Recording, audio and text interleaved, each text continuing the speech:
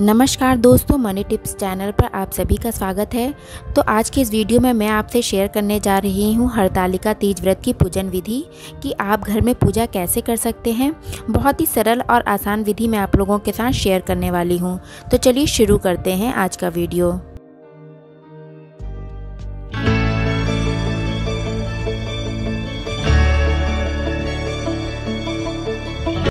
हरतालिका तीज व्रत जो है महिलाएं अखंड सौभाग्य के लिए रखती हैं और ये व्रत जो है बहुत ही कठिन होता है क्योंकि ये व्रत जो है निर्जला रखा जाता है।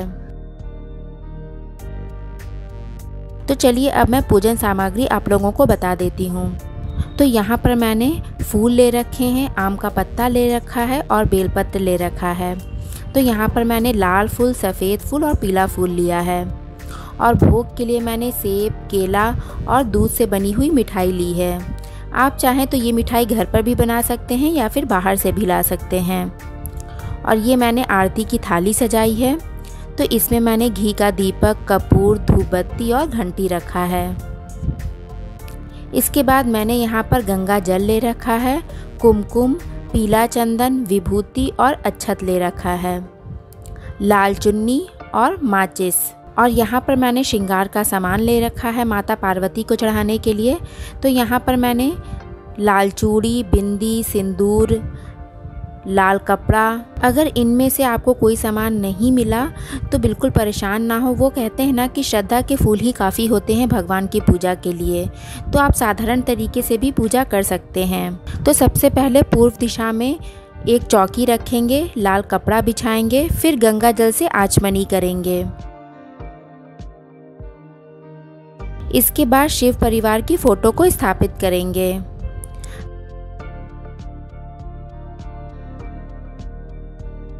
अगर आपके पास केले का पत्ता है तो लगा दें मंडप को सजाने के लिए। फिर कलश स्थापना करेंगे।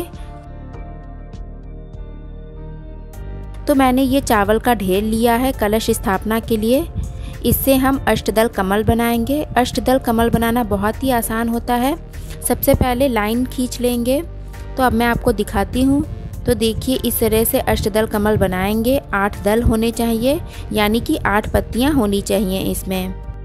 कलश स्थापना के लिए यहाँ पर हम पीतल का लोटा लेंगे जिसमें जल या गंगा जल भरेंगे। मैंने 5 आम की पत्तियाँ लगाई हैं। आप 5 या 7 आम की पत्तियाँ ले सकते हैं। अक्षत डालेंगे, फूल डालेंगे। इसके ऊपर हम एक कटोरी रखेंगे जिसमें हमने अक्षत यानी कि चावल रखा है और फिर इसके ऊपर दिया रखेंगे और सच्चे मन से भगवान को याद करते हुए कलश स्थापित करेंगे। तो ये कलश स्थापित कर दिया है।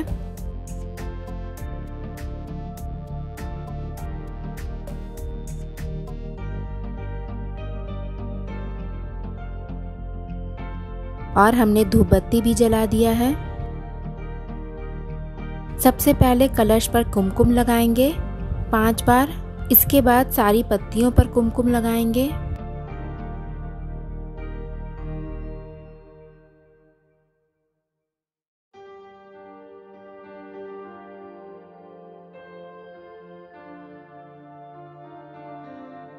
कलश पर स्वास्तिक बनाएंगे जो कि बहुत शुभ माना जाता है।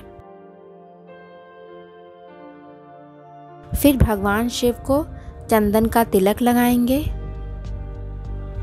माँ पार्वती को कुमकुम लगाएंगे। गणेश भगवान को कुमकुम लगाएंगे।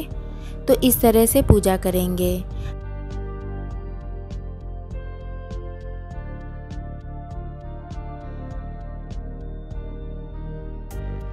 तो जो आपकी शादी का सीन हो रहा है वो पूजा में जरूर शामिल करें। भगवान गणेश को सिंदूर चढ़ाएंगे। माँ पार्वती को सिंदूर चढ़ाएंगे। 7 बार सिंदूर चढ़ाएंगे क्योंकि हमें बाद में सुहाग लेना होता है। तो सिंदूर अच्छे से चढ़ाइएगा ताकि आप बाद में जब सुहाग लें तो आपके माथे पर सिंदूर अच्छे से लग सके।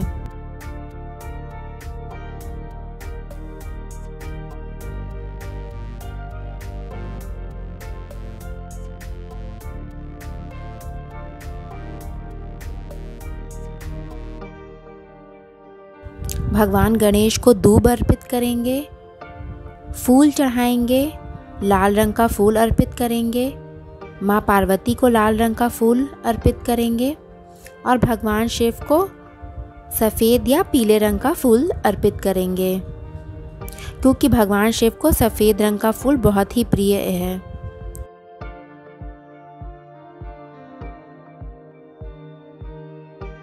इसके बाद हम फोटो पर माला चढ़ाएंगे, कलश पर फूल अर्पित करेंगे, भगवान शिव को बेलपत्र चढ़ाएंगे। आप 5, 7 या 11 बेलपत्र चढ़ा सकते हैं। बेलपत्र आपको 3-3 पत्तियों वाला चढ़ाना है और वो कहीं भी कटी नहीं होनी चाहिए, इस बात का ध्यान रखना है। अगर आपको शमी का पत्ता मिल जाए तो ज़रूर चढ़ाएं, क्योंकि भगवान शिव को शमी का पत्ता बहुत प्रिय है।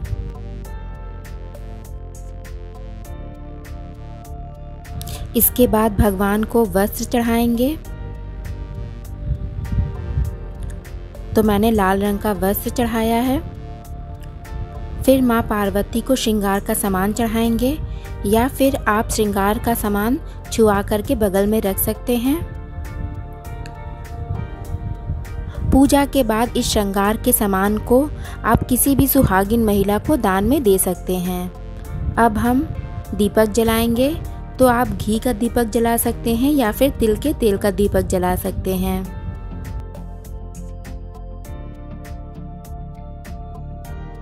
इसके बाद हम भोग अर्पित करेंगे।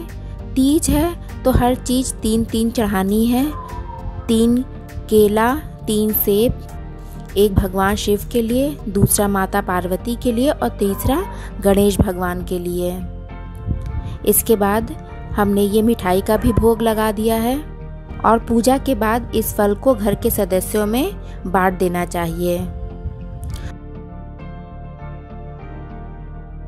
माँ पार्वती को बिंदी के पत्ते में से एक बिंदी निकाल करके लगा देंगे और जब हम पारण करेंगे तो एक बिंदी निकाल करके स्वयं भी लगा लेना होता है। इसके बाद हम कथा पढ़ेंगे। तो कथा पढ़ने से पहले हम हाथ में अक्षत और फूल ज़रूर लेना चाहिए, उसके बाद ही कथा पढ़नी चाहिए। तो अगर आपके पास किताब है तो आप किताब से कथा पढ़ सकते हैं। अगर आपके पास किताब नहीं है तो आप मोबाइल से भी कथा सुन सकते हैं।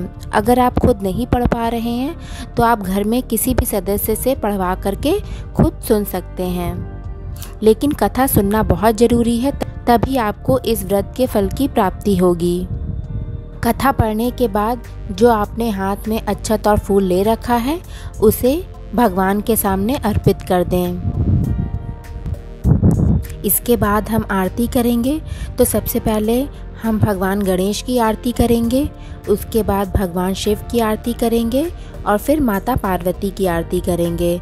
तो ये तीनों आरती करना बहुत ही ज़रूरी है। इसके बाद घर में हम सभी को आरती देंगे और भगवान से क्षमा याचना करेंगे कि हे भगवान, अगर पूजा में हमसे कोई भी गलती या भूल चूक हुई है तो उसके लिए हमें माफ़ करें और हमारी पूजा को स्वीकार करें। इसके बाद हम सुहाग लेंगे। तो सुहाग हमने 7 बार चढ़ाया था, तो हम 7 बार अपनी मांग में सिंदूर लेंगे।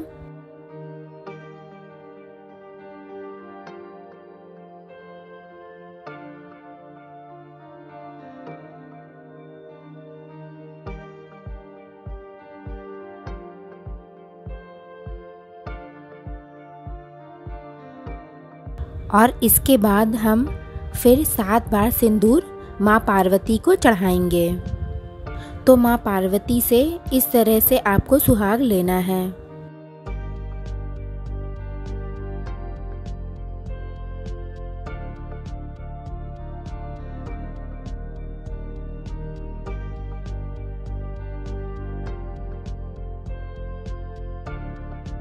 फिर इसके बाद हाथ जोड़कर सच्चे मन से माता पार्वती से प्रार्थना करेंगे, हे माँ, हम सभी का सौभाग्य अखंड रखें, हम सभी के पति की आयु लंबी हो, सभी के घर सुख समृद्धि बनी रहे, बच्चे और परिवार सुखी रहें। इसके लिए माँ से प्रार्थना करनी होती है।